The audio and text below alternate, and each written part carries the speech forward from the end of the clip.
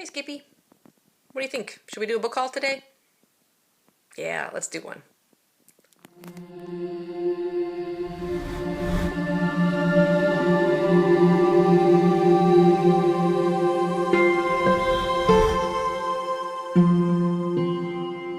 Okay, so I bring you my first book haul for 2017. It's just a small little one with 7 books. A couple you may have seen in some previous videos that I just happened to mention, but I had other ones I hadn't shown you yet, so I thought I'd just go ahead and do the whole group together. The first one is a manga, and that is Barakamon Volume 5 by Satsuki Yoshino. I really enjoyed the first 2 volumes of this that I read, and I just happened to stumble across Volume 5 at a used bookshop, so I went ahead and grabbed it. But it's basically about a young calligrapher named Hando, and he moves to this island to kind of jumpstart his calligraphy career because he hasn't been doing too well, especially after his boss said his work was mediocre, and he punched him. So he's trying to find new inspiration on this island, and the people he meets, including this young girl named Naru, just really super cute. Fans of Yotsuba will love this one, and the artwork is just great, just like the artwork you see on the cover here. Moving on to the books, I picked up another book by Kate Atkinson. This is actually her first novel, called Behind the Scenes at the Museum. I previously read Life After Life and A God in Ruins, and absolutely loved her writing in those, and I've already started this one, and I'm absolutely loving it. It features a girl named Ruby Lennox, and we follow her life literally from the moment she is conceived. It begins with, I exist. I am conceived to the chimes of midnight on the clock on the mantelpiece in the room across the hall. You see her when she's in the nursery at the hospital and talking about what's going on around her. Literally every moment of her life she knows and is aware of, and she's aware of things even beyond what's taking place in the room, and the thoughts in her mother's mind while she's still in the womb. It's just beautifully written so far. Like I said, I'm just getting into it, but apparently it's about her uncovering secrets of her family, and it spans several generations, and I can't wait to delve further into it. I also picked up The Moonstone by Wilkie Collins. This is described as the first, longest, and best of modern English detective novels.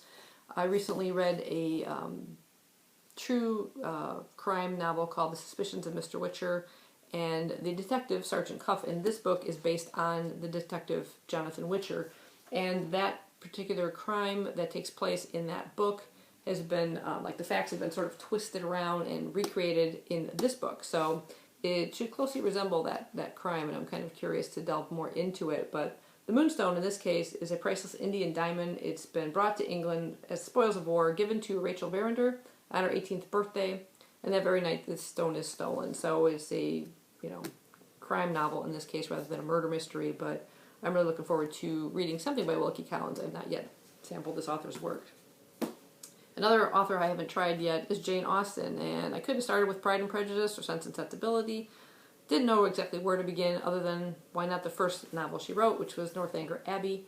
I have a little reference to this before. I've seen it in a movie version of it, so I enjoyed that. I thought, why not begin with that then?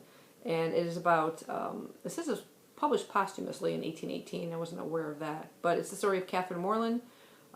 She's a sweet, innocent young woman. She goes on a holiday in Bath, and what I do remember about her is a total infatuation with like Gothic literature and her imagination, and it kind of, I guess, gets her a little bit of trouble, but it's basically going to be an eventual, finding love and things like that. But yeah, I'm curious to read something finally by Jane Austen this year.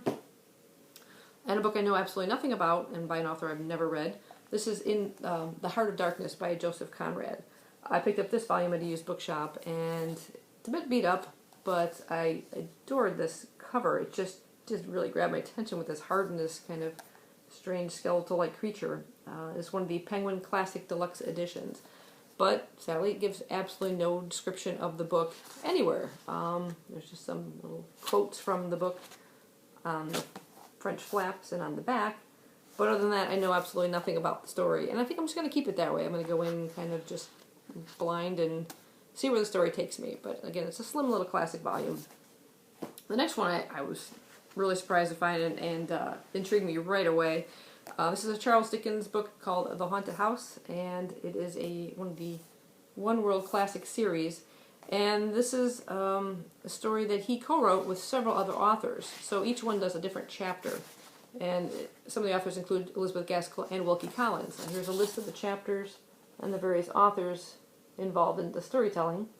And it just says, having moved into an abandoned haunted house, the narrator, undaunted by the warning of the locals, invites a party of friends over. On 12th night, he and the guests gather together and relate the supernatural experiences they have had. The resulting ghost stories thrill, shock, and amuse by turn. So a collection of them, their stories, and it sounded really interesting. It's a real slim little volume. And the last one I have is also another Charles Dickens book I've heard a lot about, and I'm just curious to give it a try. And it's the Mystery of Edwin Drood. This is his last and unfinished novel, and there's a lot of mystery as to solving the mystery within this book. It wasn't revealed in his writing, so everyone has their own kind of ideas. It says the book itself is a subject of one of literature's most enduring mysteries. It recounts the troubled romance of Rosabud and the book's eponymous character who later vanishes. Was Drood murdered, and if so, by whom?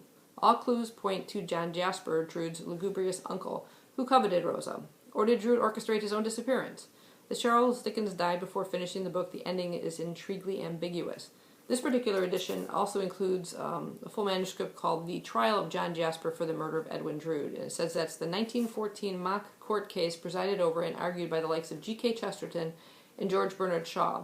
And so now diehard fans and new readers and armchair detectives have another opportunity to solve the mystery that Dickens took to his grave. So, sounds really intriguing. Unfinished mystery. So, that is my little book haul for January. And I may be accumulating more before the end of the month. If so, I will be back. Thanks for watching. Bye-bye.